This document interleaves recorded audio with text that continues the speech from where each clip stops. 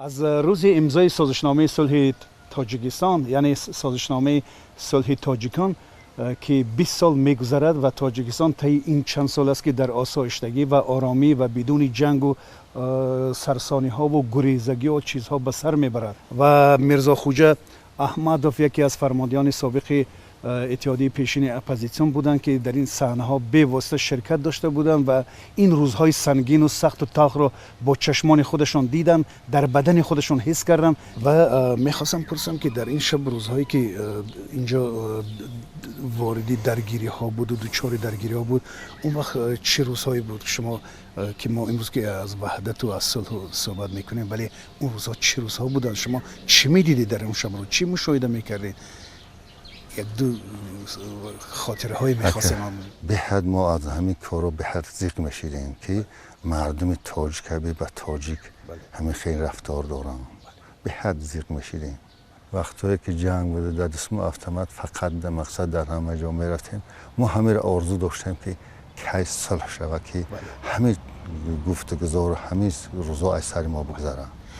هزار ما تشکر دادگی خدا که با دستگیری به واسطه جناب عالی محترم امام رحمان و شادروان استاد نوری همین کار شد. به حد در همون دوره جنگ خرسان شدیم که هزار ما تشکر. همین سال 94 95 که درگیری ها شدیداً ادامه داشت، بودن لحظه هایی که در همون لحظه ای که چهار طرف تیرپرانی بود، ولی کوشش هایی بود که شاید با کماندرای طرف حکومت، شاید با نفرهای دیگر شما می‌خواستید. هزار متشکر. میتونید بیان بیارید؟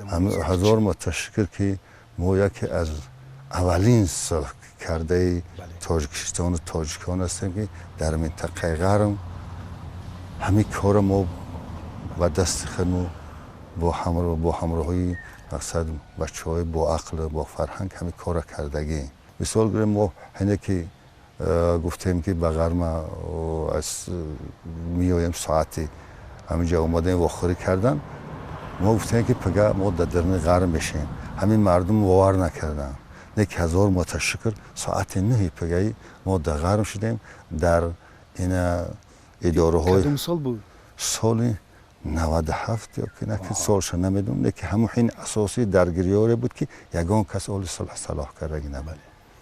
ما در همونجا اومدیم دور اومدیم با همراهی اینجا نچانک پراولین شریف دولت بود، نچانک کنترازویت که رسپوبلیکا فیدوشکن یوری وانش بود که و مردگی حاضرین سازنامه صلح در همونجا امضا کردیم دور اومدیم. ما را به حد مردم که از طرف حکومت بودن دستگیری خوب کردن، گفتن اینجا اوسو مقصد شما که همین یگان کورت افتاد به غرب بیایه ما را زمانیت کنه یا حجیت کنه، ما میریم شما را پیشواز میگیریم، یعنی کار بارا بد میکنه میری. همین کارم همین مردم کردن. هنده که ما در غرب می اومدیم این اینجا که میرفتیم به غرب بچه و کارکنان را حجیت میکردن، می اومدن ما را سپروژینی میبردن در غرب و میبردن به بیرون میموندن. بودن لحظه هایی که شما یکی آمدید و یک خانه آتش گرفته است و خانواده در تهلکه و چقدر جان کنی دارد و شما به کمکشان رسیده باشه؟ اکی تریشا ندیدیم. نه تریشا ندیدیم. نه که همون سالایی که اول جنگ بود، در اول جنگی که بود ما مقصد اومدیم قشلاقای را بمب میزدن که اون مردم همش گریزه بودن. میگریختن است و ما گولک‌ها رو میگرفتیم، اینا را بجا میکردیم. تا لحظه ها بود. هزار متشکر همش برا. بودن لحظه هایی که با گروگان ها قطعی اونهایی که پلینا بودن گروگان ها با اونها چطور مناسبت میکردن؟ شما تریش نبودیم. نه گروگان نگرفتیم. نه هیچ محل خدا نشونت یا هیچ محل نه گروگان گرفتگیم نه یگان کسا قصدن. بله.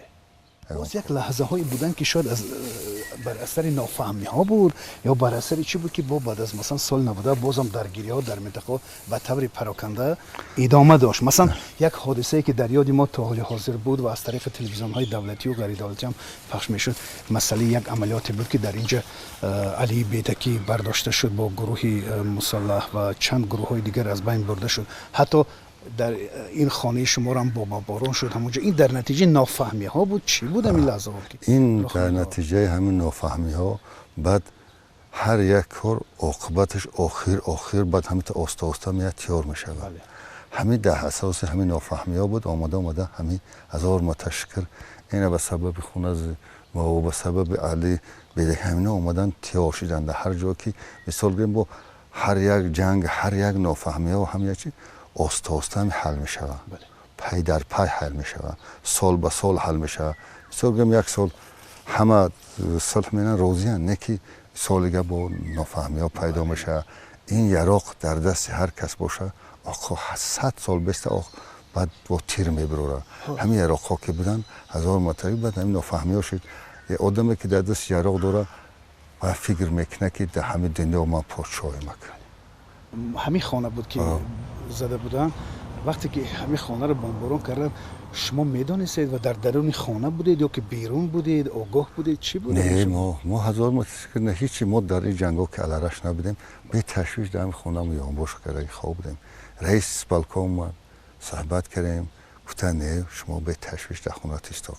مقصد زندگی کنید ما در خونه زندگی داشتیم همینجا که 1 ساعت 11 روز بعد همین کارو مقصد به سال سر شدن 1000 ما تشکیل خونه زنده و سوق سلامت برمادیم رفتیم بعد معلوم شد که در نهایت این یک عمل اشتباهی بود یا که آگاهانه حکیشه همون کسی که عملیات کرد هوا خودش میدونه ما 1000 ما تشکیل ما را گفتن که همین مقصد قصدن شدگی نیسته بعد شما وقتی که بمباران شد شما در درون خانه بودید برآمدید کجا رفته بعد همین قشلاقتی رفتیم خیلی دنیا کشاده بعد برمادیم برفتیم درنده اداره گشتیم رفتیم 1000 ما تشکیل بعد 25 روز با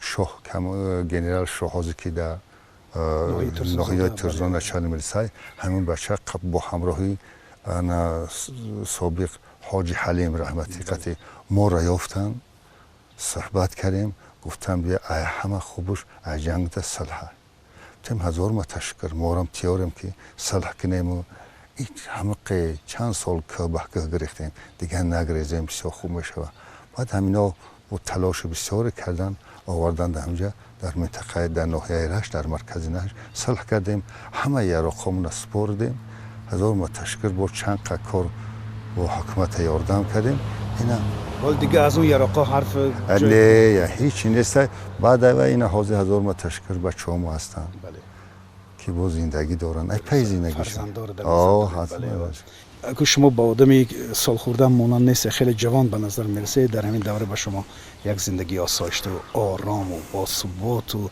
یک زندگی موفق برای تو آرزو میکنید